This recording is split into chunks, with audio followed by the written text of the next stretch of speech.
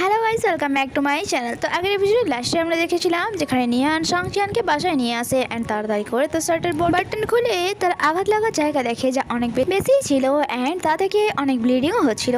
But এদিকে সংচিয়ান এমন pretend করে যেমন কি তার কিছুই হয়নি। বাট নিয়ান জানতো যে সে এমনটা কেন বলছে, তাই সে বলে তুমি চিন্তা করো না, যতক্ষণ আমি বেঁচে আছি তোমার কিছু হতে দেবো না আমি। এরপর নেক্সট সিনে আমরা দেখি সংচিয়ান ঘুমাচ্ছিল অ্যান্ড সেখানে নিয়ান থেকে তার খেয়াল রাখছিল। তখন এসে ওই চিপটির ব্যাপারে ভাবে। একবার সংচিয়ানকে সে জিজ্ঞাসা করেছিল এই চিপটি কি তোমার জন্য এত ইম্পর্টেন্ট যে তুমি এটার জন্য নিজের প্রাণও ঝুঁকিতে ফেললে। তার এই কোশ্চেনের জবাবে সংচিয়ান বলেছিল হ্যাঁ, অনেক বেশি ইম্পর্টেন্ট, আমার জীবনের থেকেও বেশি। নিয়ানের মনে পড়ে যে সংচিয়ান পাস্টে অনেক কিছুই করেছে যা থেকে এটা প্রমাণ হয় যে সে ড্রাগ ডিলার তো হতেই পারে না। তার মানে কি আমার সন্দেহই ঠিক, সে এটা ভাবছিল। তখনই সংচিয়ানের ফোনে অফিসার জ্যাং এর কল আসে আর যা দেখে নিয়ান আরো বেশি অবাক হয়ে যায়। ওয়েল, সে কল রিসিভ করে। অন্যদিক দিয়ে অফিসার জ্যাং বলে সংচিয়ান তুমি ঠিক আছো তো, এই সময় তুমি কোথায় আছো? নিয়ান বলে অফিসার জ্যাং সে এখন তার বাসে আছে। যা শুনে অফিসার জ্যাং শকড হয়ে যায় আর দেখে জিজ্ঞাসা করে তুমি কি গো নিয়ান। নেক্সট সিনে আমরা দেখি অফিসার জ্যাং সংচিয়ানের বাসায় এসেছিল অ্যান্ড নিয়ান অফিসার জ্যাং এর জন্য ডোর ওপেন করে।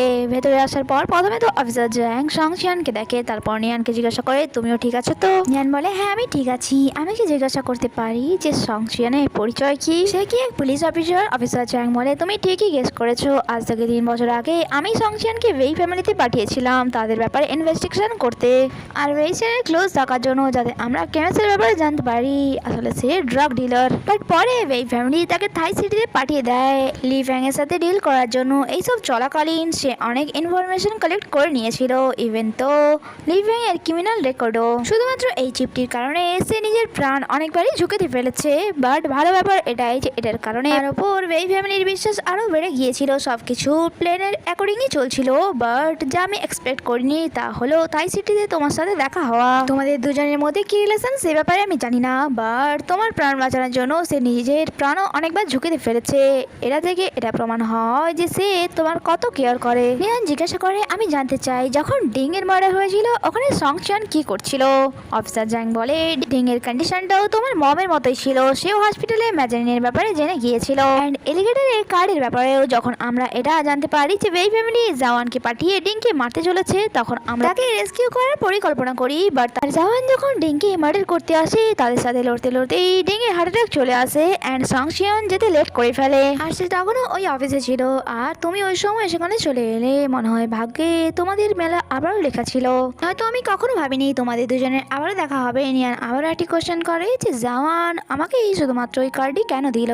অফিসার বলে অ্যাকচুয়ালি সে ভয় পেয়ে গিয়েছিল যে লি ফ্যাং এর মতো তাকেও মেরে ফেলা হবে, তাই সে তোমাকে ওই কার্ডই দিয়েছিল যাতে তার খুনি ধরা পড়ে। আর ওই কার্ডের দ্বারাই আমরা কেমেসের ব্যাপারেও জানতে পারি। কেমেস আর কেউ নয়, ডক্টর জাও। ওয়েল, তুমি যখন সবকিছু জেনে গিয়েছো তাহলে এটাও জেনে নাও সংচিয়ানের মিশনের এটা সব থেকে ক্রিটিক্যাল সিচুয়েশন। তাই যদি এই ফ্যামিলির কেউ জানতে পারে যে সংচিয়ান পুলিশ অফিসার তাহলে হয়তো তারা তাকেও ছাড়বে না, সে বিপদে পড়ে যাবে। আপাতত এখন আপনিও পাবলিকলি অ্যাপিয়ার হতে পারবেন না কারণ সংচিয়ানের মিশন অনেক বেশি ডেঞ্জার অ্যান্ড মিস গুনিয়ান সে আপনার জন্য রাইট পারসন নয়, তাকে নিতে আমি কাউকে পাঠিয়ে দেবো। বাট আশা করছি এরপর আপনারা আর কখনোই দেখা করবেন না। নেক্সট দিনে আমরা নিয়ানকে তার বাসায় দেখি সে এখনো অফিসার জ্যাং এর কথাই ভেবে যাচ্ছিল যখন সে তাকে বলেছিল সংচিয়ান আপনার জন্য রাইট পারসন নয়। আমি আশা করছি এরপর আপনারা কখনোই দেখা করবেন না। বাট সংচিয়ানকে সে কি করে ভুলে যেত, কারণ সংচিয়ান প্রত্যেকবারই নিজের প্রাণকে ঝুঁকি রেখে তাকে সব সময় প্রোটেক্ট করেছে। সে জানতো যে সংচিয়ানও তাকে ভালোবাসে, যেমনটা ভালো তো সেও তাকে বাসে, বাট আজ পর্যন্ত বলতে পারেনি। এরপর সে সংচিয়ানের বাসায় পৌঁছে যায় আর সংচিয়ানকে দেখা মাত্রই সে তার ফরহেড চেক করে অ্যান্ড বলে তোমার তো ফিভার হয়েছে। সংচিয়ান বলে তুমি এখানে কেন এসেছো, চলে যাও এখান থেকে। এটা বলে সে বাসার ভেতরে চলে যায়। বাট নিয়ান তো সংচিয়ানকে ভালোবাসতো, তাই তাকে এভাবে ছেড়ে সে কি করে যেত অ্যান্ড সেও বাসার ভেতরে চলে যায়। সংচিয়ানও তাকে নিজে থেকে দূরে করতে চাইছিল না, তাই অসহায় হয়ে তাকে দেখছিল অ্যান্ড বলে তুমি যাচ্ছ না কেন?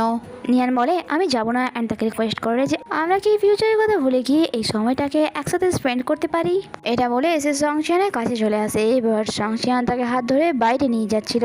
নিয়ান নিজের হাত ছাড়িয়ে তাকে ব্যাগ হাগ করে নেয় অ্যান্ড তাকে রিকোয়েস্ট করে যে প্লিজ আমি যেতে চাই না, আর যদি তুমি আমাকে এখান থেকে যেতে দাও তাহলে পরে রিগ্রেট করবে। সংচিয়ান বলে যদি তুমি আমার সাথে থাকো তাহলে বিপদে পড়বে, তাই প্লিজ এখান থেকে চলে যাও। মাঝে মাঝে তো আমি এটা ভেবেই ভয় পাই যে আমি সারা জীবনের জন্য তোমাকে হারিয়ে না ফেলি। নিয়ান বলে তাতে আমার কিছুই যায় আসে না, কারণ আমি জানি যতক্ষণ তুমি আমার সাথে থাকবে আমি সেফ আছি।